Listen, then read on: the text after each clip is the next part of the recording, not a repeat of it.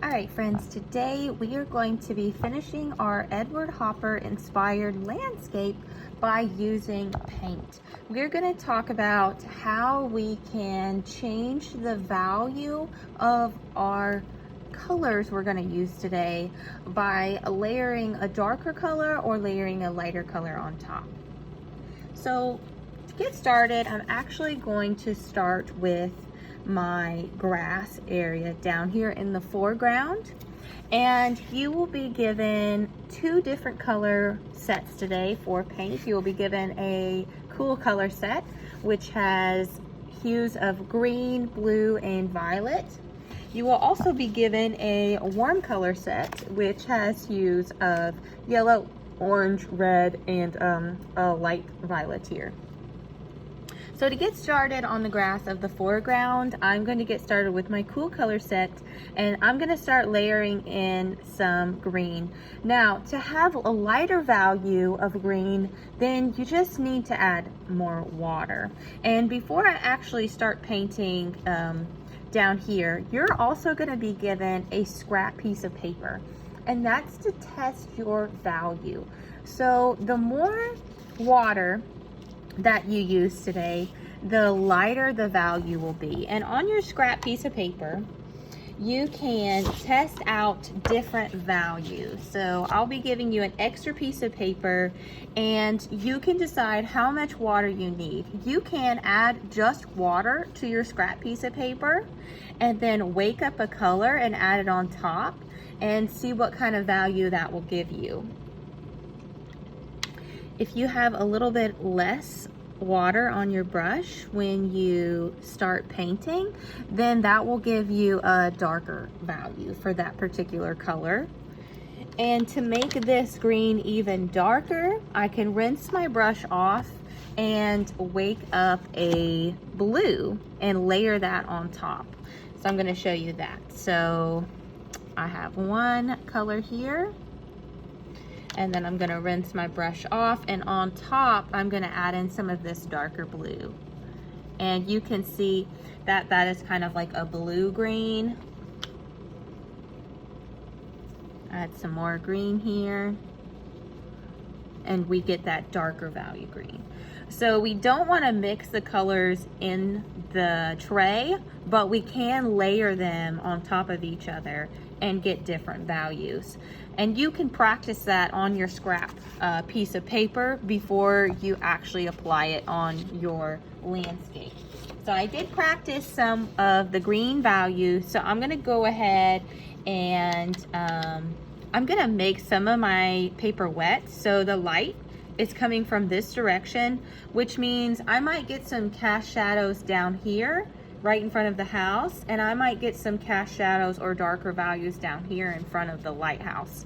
So I'm actually just going to get water on my brush, and I'm going to make this area a little bit wet first. This technique is called the wet on wet technique, and like I said, the more water you have, the lighter the value.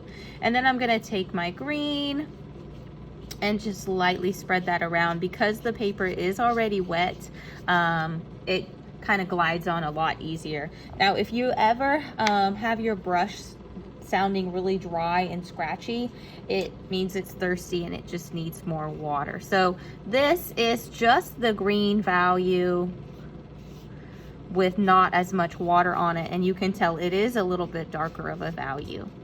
And I kind of like to go back and forth with my brush and blend some of that in. So I'm going to just start adding in little sections here that might have some darker values on it.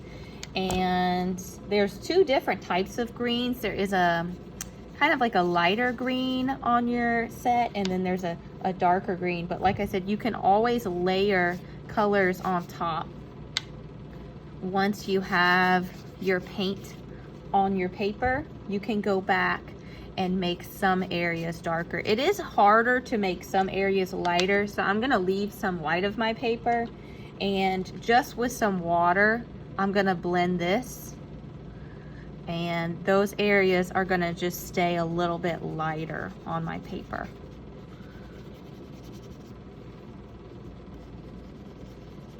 So that's just water on my brush.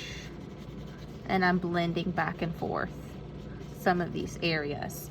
Now that I've done the light value and the medium value, I'm gonna go in with some of my blue. Now you have 3 different color blues. If you wanna start with the light blue and see how that shows up, you can wake up that light color and gently go over some of these areas and blending back and forth to create these shadows that might be in the lower parts of the hills. We have these 2 kind of higher parts areas of the landscape, so we might have some of these little shadows that are getting casted as some areas are not receiving as much light. I do really like this darker blue here, but you don't need very much of it.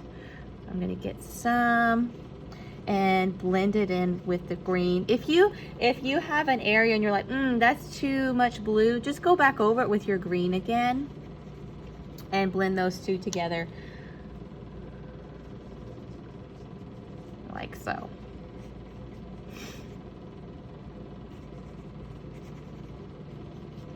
So you have all these different little areas that have these different values that we're achieving with our green and our blue. All right, next I'm gonna do the sky, and the sky is honestly up to you. If you just want a blue sky with values and shades of blue, go for it.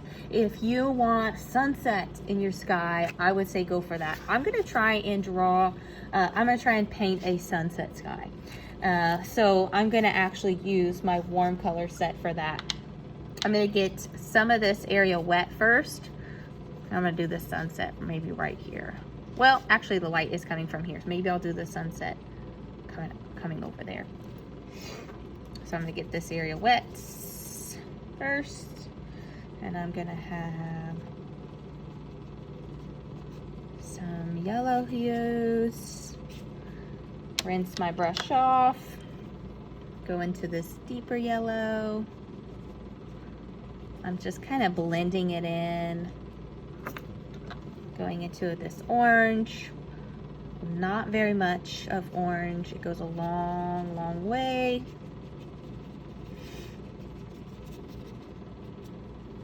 I'm gonna go into a little bit of red, but not much. And then I'm gonna use some of this violet here. Blend that in, extra water. And then I'm gonna go back to my cool color sets, and I'm gonna start adding in and blending in some blue tones.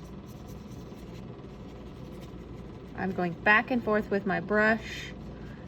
You do need quite a bit of water. I'm gonna add a little more water. That's just water. And I think I'm gonna go in with this darker violet over here. And blending back and forth. Kind of like that way the brush strokes look. And you can decide to add some value onto your building. So the sun is setting. You can add some of that where it might be hitting the tops and the sides of your building here. It is barely hitting a little bit of this. And I think I'm gonna paint the inside of this yellow. And maybe the inside of this window. Got the lights on. And voila! That is our finished Edward Hopper landscape painting with blending different values using water or layering in darker values using paint. When you're finished, you're going to take your messy mat and your artwork to the drying rack.